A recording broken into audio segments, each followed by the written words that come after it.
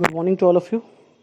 आज जो हम एक नया चैप्टर स्टार्ट करने जा रहे हैं वो चैप्टर नंबर 3, उसका नाम है व्हाट इज़ गवर्नमेंट, यानी सोशल एंड पॉलिटिकल लाइफ जो है उसका chapter number 3 what is government. Government नाम तो आप लोगों ने सुना होगा, जैसे सुन रहे होंगे state government, central government. State government का मतलब होता है जो हमारे राज्य की शासन जिसके हाथों में होती है, और सेंट्रल गवर्नमेंट का मतलब होता है केंद्रीय शासन, यानी वो केंद्रीय शासन जो जिसके अंदर हमारे सभी राज्य उसके ऑर्डर्स को फॉलो करते हैं।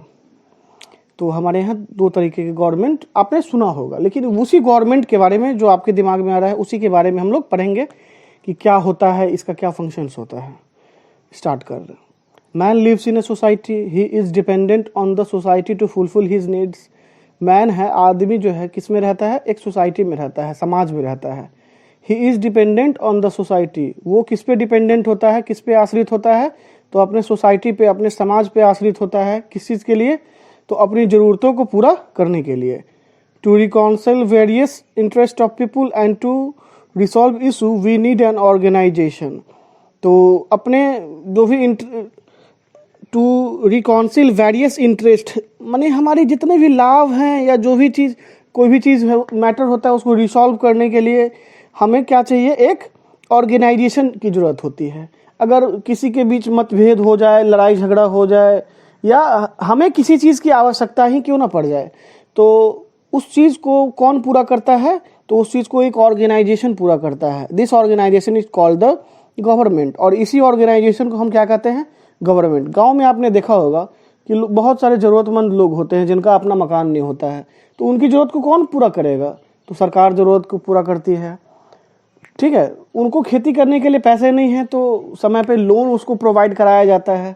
तो ये मदद, ये सब चीज़ कौन कर रहा है, तो ये गवर्नमेंट कर रहा है। कहीं सड़कें नहीं है, सड़क बनवाने का काम या जो भी चीज़ें हैं जिससे लगता है कि लोगों की भलाई हो, उनकी मदद हो, तो वो काम कौन करती है, एक ऑर्गेनाइजेशन, एक संस्था करती है। और इसी संस्था को हम क्या कहते हैं, गवर्नमेंट कहते हैं। It is an important element of state, ये स्टेट का इम्पॉर्टेंट एलिमेंट इसे कहा गया है। No social and economic issue that arises can be left to personal choice, यानी कोई भी सोशल और इकोनॉमिक जो इशू होते हैं, इशू मतलब कोई भी प्रॉब्लम अगर अराइज होता है तो उसे छोड़ा नहीं जाता है। मान लीजिए हमें, हमारे मतलब हम अथॉरिटी हैं, अथॉरिटी के लोग ऑफिसर हैं, गवर्नमेंट ऑफिसर हैं, और हमारे जुरिडिक्शन में कोई भी ऐसे लोग आते हैं जिससे हमें पर्सनली उनसे उतना नहीं लगाव है, फिर भी अगर ज़रूरत है उनको, तो हम उन्हें ज़रूरत को पूरा ज़रूर करेंगे। क्यों, क्योंकि हम अपने पैसे से नहीं कर रहे हैं, हम गवर्नमेंट के पार्ट हैं और हमारा रिस्पॉन्सिबिलिटी है कि उस चीज़ को हमें पूरा करना है। अपने पर्सनल लाइफ को दरकिनार करते हुए, अलग रखते हुए, हमें उससे कोई लेना देना नहीं है कि फलाना आदमी को हम पसंद करते हैं या हमें घर पे झगड़ा है, लड़ाई है, नहीं। गवर्नमेंट अथॉरिटी ने हमें ये दे रखा है, पावर दे रखा है, और रिस्पॉन्सिबिलिटी भी दे रखा है कि ज़रूरतमंद को ज़रूरत को पूरा करने के लिए। तो यहाँ पे हम कोई भी भेदभाव किए बिना उसकी ज़रूरत को पूरा करेंगे। We also need discipline and order in society, हमें अपने सोसाइटी में किस चीज़ की ज़रूरत है, डिसिप्लिन की ज़रूरत है। डिसिप्लिन मतलब, और दूसरी चीज़ क्या है, ऑर्डर, यानी सरकार ने कुछ नियम कानून बना रखा है और उस नियम कानून को हमें क्या करना है, फॉलो करना है। Therefore, every country needs a government to make a decision and get things done. इसी के लिए दुनिया की प्रत्येक कंट्री, जितने भी देशें हैं, उन सब को अच्छे ढंग से, सुचारू ढंग से चलने के लिए एक सरकार की आवश्यकता पड़ती है, और वो सरकार वहाँ की अच्छाई के जो भी डिसीजन होता है वो डिसीजन मेकिंग कौन करती है, गवर्नमेंट करती है। Let us take the example of your school. हम लोग अब अपने स्कूल का ही एग्जाम्पल लेंगे। You need a monitor in the class to maintain discipline and order to report the class teacher. Her class, her section में एक monitor होता है, और वो मॉनिटर हेड होता है, वो देखता है, डिसिप्लिन को मेंटेन करता है, और जब उसे कुछ प्रॉब्लम होता है तो वो अपना रिपोर्ट किसको प्रेजेंट करते हैं, तो वो क्लास टीचर को वो रिपोर्ट करता है कि सर ये 2-3 लड़के हैं जो मुझे बहुत परेशान कर रहे हैं, या क्लास को अच्छे से चलने नहीं दे रहे हैं, टीचर को पढ़ाने नहीं दे रहे हैं। तो the headmaster and the principal look after the academic and administrative affair of the school, और जो हमारे हेडमास्टर होते हैं, जो हमारे प्रिंसिपल होते हैं, इनका क्या काम है, तो पूरे स्कूल में जितने भी सेक्शन है, जितने भी क्लास है, जो भी टीचर है, नॉन टीचिंग स्टाफ, सब चीज़ को मेंटेन करना, अच्छे से चलाना। किसी कहीं पे कोई प्रॉब्लम है तो उस प्रॉब्लम को सॉर्ट आउट करके उसके जो भी इश्यूज हैं उसको मतलब ठीक ढंग से उसको क्लियर करना। Likewise we need a government to take care of our needs and resolve differences. और इसी तरीके से हमें अच्छे से देखभाल करने के लिए, हमारी ज़रूरतों को पूरा करने के लिए एक गवर्नमेंट की ज़रूरत पड़ती है। What does the government do, मतलब ये जो गवर्नमेंट सरकार है ये करती क्या है। The government take decision like where to build roads, school and hospitals, how to control the price of vegetables, fruit etc, और हाउ टू कंट्रोल क्राइम। यानी सरकार क्या करती है, तो देखिए सरकार जो है वो क्या करती है, डिसीजन लेती है किस चीज़ का, तो सड़कें बनेंगी कहाँ पे या बन चुकी हैं तो उसको फिर से रिपेयर करने का काम। उसके बाद आप देखिए स्कूल बनाने का काम, हॉस्पिटल बनाने का काम, सब्जी है या खाने के सामान है इसके प्राइस को फिक्स करने का काम कौन करता है, गवर्नमेंट करती है। अगर गवर्नमेंट ने कुछ प्राइस को फिक्स कर रखा है और उससे अधिक कोई ले रहा है तो उसके ऊपर वो कानूनी कार्रवाई भी करती है। यानी पूरे कंट्रोल कौन करती है, गवर्नमेंट करती है। कहीं पे अगर कोई क्राइम हो रहा है तो उस क्राइम को भी कंट्रोल करती है और क्राइम करने वाले को सजा भी देती है। During natural calamities like flood, drought और earthquake, the government provided aid and relief to the affected people. और जब प्राकृतिक आपदाएं आती हैं जैसे बाढ़, भूकंप, सूखा, या अभी आप लोग देख लीजिए ये जो कोरोना वायरस भी है ये भी आपदा ही है, तो इस समय जो सरकार है वो ज़रूरतमंद को की ज़रूरत पूरा करती है, जो भी प्रॉब्लम में है उनको प्रॉब्लम को दूर करती है, भोजन देती है, मेडिकल फैसिलिटीज़ प्रोवाइड करवाती है किसको, जो भी अफेक्टेड पीपुल होते हैं उनको। It also maintains and control railway and postal services. तो गवर्नमेंट क्या करती है, कंट्रोल करती है किसको, रेलवे को और डाक सेवा को। The government also protect the boundaries of the country and maintain relationship with other countries on the basis of agreement. यानी हमारा जो भी बाउंड्री होता है, हमारे नेशन के, हमारे देश के जो भी बाउंड्री होते हैं उस बाउंड्री की सुरक्षा का जिम्मेवारी किसकी होती है, गवर्नमेंट की होती है। उसे यह सुनिश्चित करना पड़ता है कि कोई दूसरे देश हमारे बाउंड्री के अंदर तो नहीं आ रहे हैं, जैसा कि एग्रीमेंट होता है। तो बॉर्डर की निगरानी, उसकी सुरक्षा करने की रिस्पॉन्सिबिलिटी भी किसकी होती है, हमारी गवर्नमेंट की होती है। If there is a theft और robbery in a house, the victim reports to a police station. अगर किसी के घर में डकैती हो जाए या चोरी हो जाए तो घर के लोग कहाँ पे अपना केस फाइल करते हैं, पुलिस स्टेशन पे जाके कंप्लेन रजिस्टर करवाते हैं। The police arrest the culprit and produces him in the court where the जज डिलीवर हिज जजमेंट।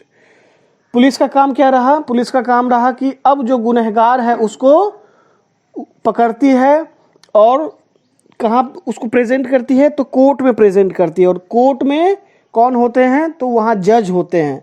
जज के सामने उस मुजरिम को प्रेजेंट किया जाता है और उसे जज क्या देते हैं, सजा देते हैं। Police stations and courts are also a part of government. और ये जो पुलिस स्टेशन है और कोर्ट्स हैं ये भी हमारे गवर्नमेंट के पार्ट हैं। अब देखिए वर्क ऑफ द गवर्नमेंट, इसमें देखिए decide where to build roads, school, hospital, park etc। ये सब डिसीजन ये बनाने का काम किसका है, सरकार की है।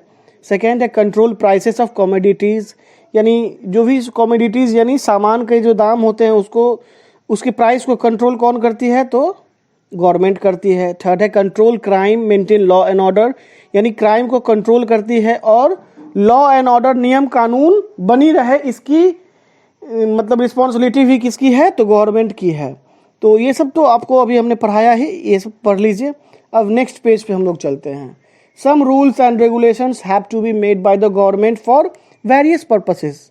कुछ नियम कानून, कुछ रूल्स होते हैं, नियम कानून रेगुलेशंस वो बनाए जाते हैं, बनाती है सरकारें। क्यों, तो बहुत सारे उसके पर्पस होते हैं।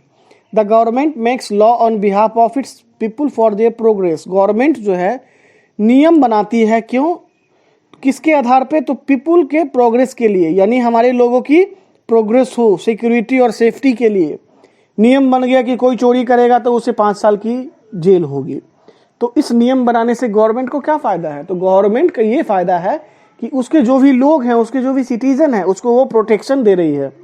लोग इस क्राइम को करने से 100 बार पहले जरूर सोचेंगे कि अगर मैं किसी के घर चोरी कर रहा हूं तो 5 साल का जेल हो जाएगा, और किसी ने चोरी कर भी लिया तो उसे गवर्नमेंट 5 साल की जेल देती है, और जिसको देख के सामने दूसरे लोग ये गलती ना करते हैं और उनकी हिम्मत टूटती है, ऐसा गलती फिर वो दोबारा नहीं करते हैं। तो ये सब नियम कानून इसलिए बनाई जाती है कि सरकार जो है वो अपने सिटीजन को, अपने लोगों को सिक्योरिटी प्रदान करे, उसको सेफ्टी दे। It takes certain decisions and implements them for the people living in their territory.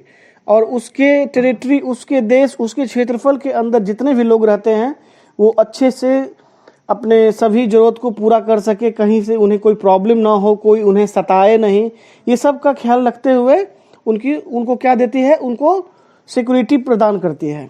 अब है हमारा ऑर्गन्स ऑफ द गवर्नमेंट, यानी ऑर्गन को ब्रांचेस भी बोल सकते हैं। तो देयर आर 3 ब्रांचेस और ऑर्गन ऑफ द गवर्नमेंट, यानी हमारी जो सरकार है उसकी 3 ब्रांचेस हैं, 3 शाखाएं। दे आर कॉल्ड, ये सब कौन है, तो लेजिस्लेचर है पहला है, दूसरा एग्जीक्यूटिव और तीसरा है जुडिशियरी। तो ये जो तीनों मैंने बताया ये क्या है, ब्रांचेज है, ब्रांचेज ऑफ द गवर्नमेंट, जिसमें पहला है लेजिस्लेचर, दूसरा एग्जीक्यूटिव और तीसरा judiciary. As we have read above, the government need to make law.